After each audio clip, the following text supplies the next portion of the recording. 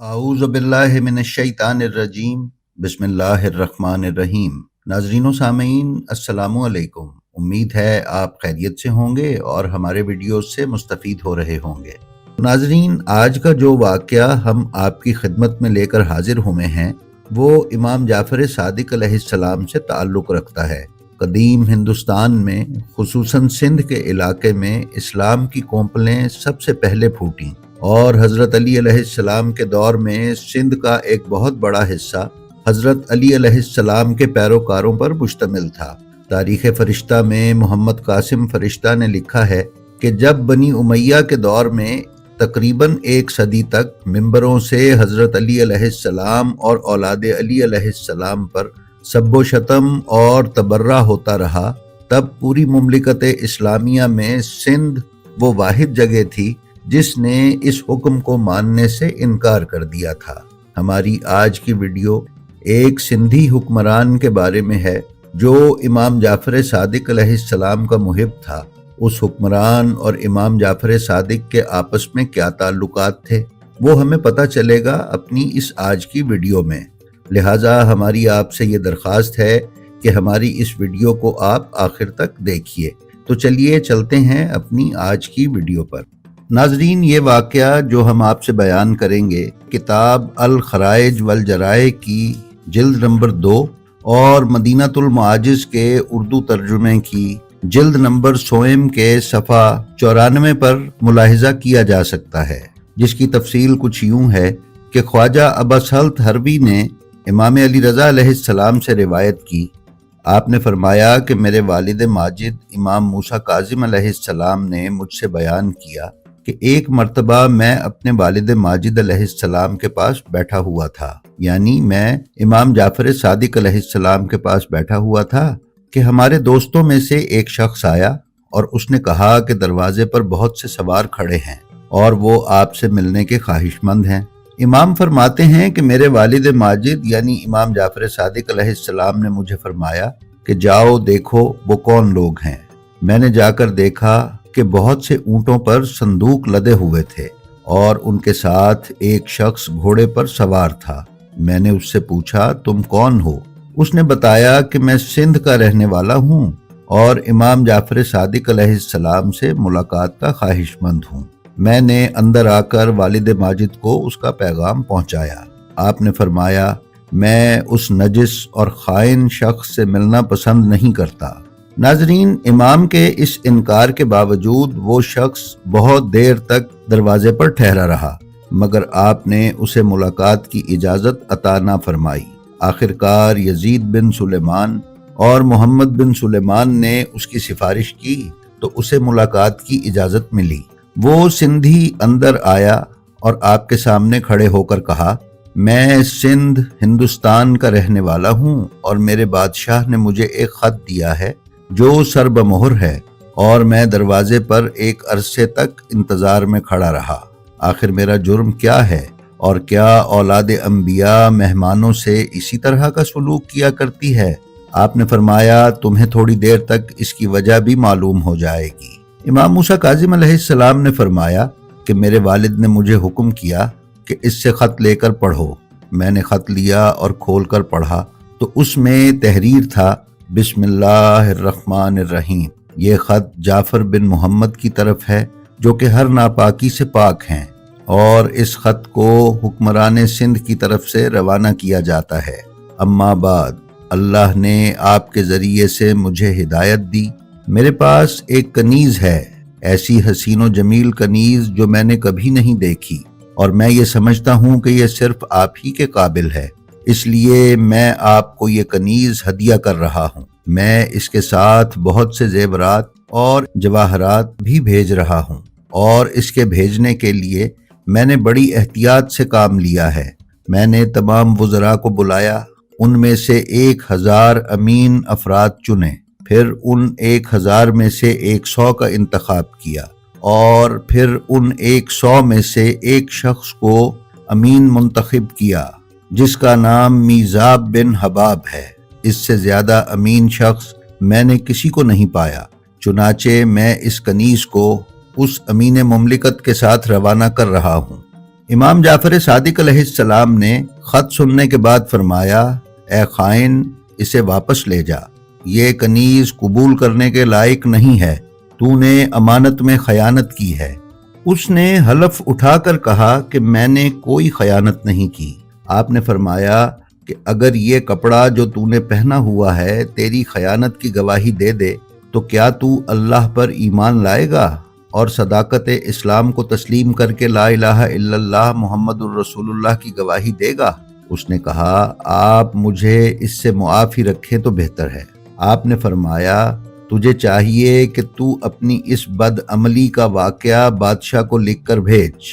اس نے کہا، اگر آپ میری کسی خیانت سے واقف ہیں تو آپ ہی اسے خط لکھ دیں۔ ناظرین، اس شخص نے اس وقت چمڑے کی پوستین پہنی ہوئی تھی، جسے آپ جدید زبان میں چمڑے کی جیکٹ کہہ سکتے ہیں۔ آپ نے فرمایا، اس پوستین کو اتارو۔ اس نے وہ پوستین اتاری۔ آپ کھڑے ہوئے اور 2 رکعت نماز پڑھی۔ امام موسیٰ کاظم علیہ السلام کا بیان ہے کہ میں نے سنا آپ سجدے میں کہہ رہے تھے، پروردگار، تجھے تیرے عرش کے عزت کے سہاروں کا واسطہ اور تجھے تیری رحمت کی اس انتہا کا واسطہ جس کا ذکر تو نے اپنی کتاب میں کیا ہے۔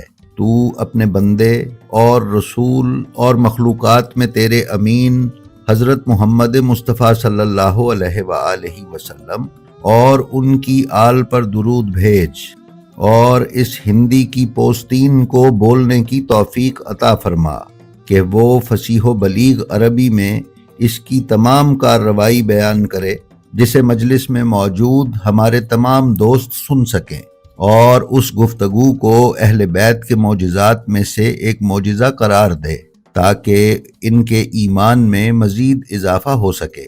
اس کے بعد آپ نے سر اٹھایا اور فرمایا، اے پوستین، اس ہندی کی خیانت بیان کر۔ جیسے ہی آپ کے یہ الفاظ ختم ہوئے، اس پوستین میں حرکت پیدا ہوئی اور وہ ایک دمبے کی مانند بن گئی، اور اس نے کہا، فرزند رسول، شاہ سندھ نے اس شخص کو اس کنیز پر امین مقرر کیا تھا اور اس نے اسے ہدایت کی تھی کہ وہ اس کی حفاظت کرے، لیکن جب ہم سفر کرتے ہوئے ایک صحرا میں پہنچے تو سخت بارش ہوئی اور ہمارا سامان بھیگ گیا۔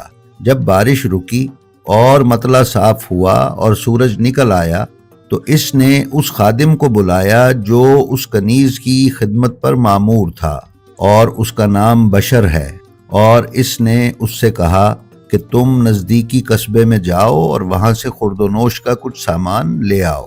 اس کا حکم سن کر وہ نوکر قصبے کی طرف روانہ ہوا۔ ادھر اس نے اس کنیز کو محمل سے اتارا اور خیمے میں آنے کے لیے کہا۔ کنیز نے کیچڑ سے اپنے کپڑے بچانے کے لیے اپنا پائنچہ اوپر اٹھایا۔ اس بددیانت کی نظر اس کی پنڈلی پر پڑی تو اس نے کنیز کو دعوت گناہ دی اور کنیز بھی راضی ہو گئی، چنانچہ اس نے امانت میں خیانت کی۔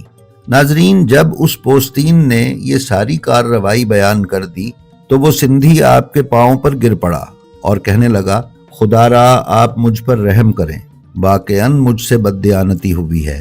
اس کے اس اقرار جرم کے بعد وہ پوستین اپنی حالت پر واپس آ گئی۔ آپ نے اس سندھی سے فرمایا، اب اس پوستین کو پہن لے۔ سندھی نے جیسے ہی وہ پوستین پہنی، وہ اس کے گلے میں چپک گئی، جس سے اس کا سانس گھٹنے لگا اور اس کا چہرہ سیاہ ہو گیا۔ ناظرین، امام علیہ السلام نے فرمایا، اے پوستین، اس کو چھوڑ دے تاکہ یہ اپنے بادشاہ کے پاس جائے اور وہ اس کو قرار واقعی سزا دے۔ لہٰذا امام کا حکم ملنا تھا تو پوستین نے اس کا گلا چھوڑ دیا۔ پھر اس سندھی نے کہا، میں آپ کو خدا کا واسطہ دیتا ہوں کہ آپ اسے قبول کر لیں۔ اگر آپ نے اس ہدیے کو واپس کیا تو بادشاہ مجھے ناقابل برداشت سزا دے گا۔ آپ نے فرمایا، اگر تو ایمان لے آئے اور کلمہ پڑھ لے تو میں یہ کنیز تجھے ہبہ کر دوں گا اور تیرے بادشاہ سے تیری سفارش بھی کروں گا۔ ناظرین، اس سندھی نے اسلام قبول کرنے سے انکار کر دیا۔ پھر آپ نے کنیز کے علاوہ بادشاہ کے بھیجے ہوئے دوسرے تحفے قبول کر لیے اور اس سندھی کو کنیز سمیت واپس بھیج دیا۔ اس کے بعد وہ سندھی کنیز کو اپنے ساتھ لے کر اپنے وطن چلا گیا۔ کچھ ماہ بعد سندھ کے اس حکمران کی طرف سے آپ کو اس مضمون کا ایک خط موصول ہوا، بسم اللہ الرحمن الرحیم۔ امام جعفر صادق علیہ السلام کے نام، بادشاہ سندھ کی طرف سے۔ اما بعد، میں نے ایک کنیز اور کچھ عاجزانہ ہدیے آپ کی خدمت میں روانہ کیے تھے۔ آپ نے میرے ہدیے قبول کر لیے، لیکن آپ نے کنیز کو مسترد کر دیا، جس سے میرے دل میں شکوک و شبہات پیدا ہوئے، اور میں اس نتیجے پر پہنچا کہ انبیاء اور ان کی اولاد صاحب علم ہوتی ہے، اور میرے قاصد نے امانت میں خیانت کی ہے۔ لہٰذا میں نے اپنی طرف سے ایک جعلی خط تیار کیا، اور میں نے اس سے کہا کہ امام نے مجھے خط لکھا ہے جس میں انہوں نے تیری خیانت کی شکایت کی ہے۔ اس کے بعد جب میں نے اس پر سختی کی تو اس نے اپنی خیانت کی تمام داستان مجھ سے بیان کی، اور اس نے مجھے پوستین کا واقعہ بھی بیان کیا۔ یہ واقعہ سن کر جہاں مجھے غصہ آیا، وہاں یہ خوشی بھی ہوئی کہ میرے دل کو آپ کی صداقت پر زیادہ یقین آ گیا ہے، اور اس سے مجھے اطمینان ہو گیا کہ آپ صحیح معنوں میں انبیاء کے وارث ہیں۔ اب مجھے آپ کی امامت پر مکمل اطمینان قلب حاصل ہو چکا ہے۔ میں نے دونوں بدکاروں کو قتل کرا دیا ہے، اور اب میں دل کی گہرائیوں سے ایمان لاتا ہوں، اور یہ کہتا ہوں کہ میں گواہی دیتا ہوں کہ اللہ کے علاوہ کوئی معبود نہیں، اور حضرت محمد اللہ کے رسول ہیں، اور آپ اللہ کی حجت ہے۔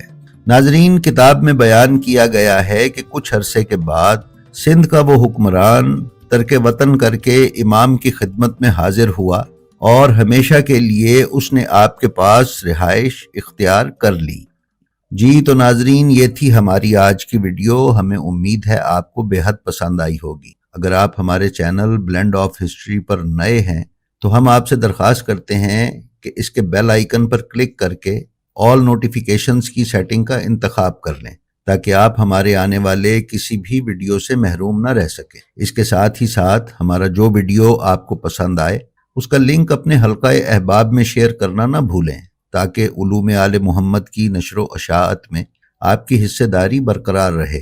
ہماری آپ سے یہ بھی درخواست ہے کہ آپ اپنا اور اپنے متعلقین کا بے حد خیال رکھیں، اور خلق خدا میں آسانیاں تقسیم کرتے رہیں۔